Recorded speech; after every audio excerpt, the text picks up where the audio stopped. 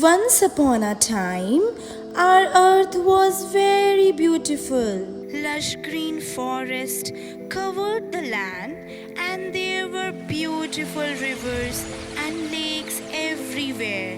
But some people started becoming careless.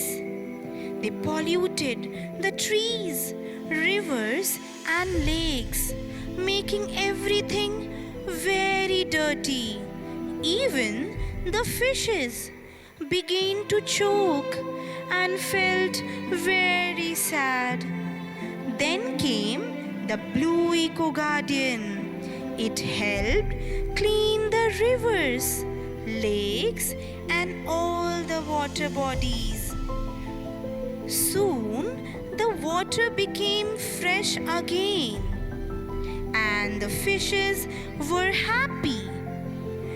After that came the Green Eco Guardian, who helped clean and protect the trees and plants.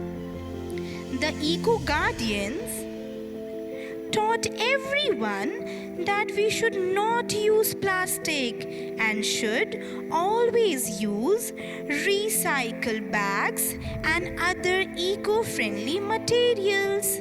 Happy Earth Day!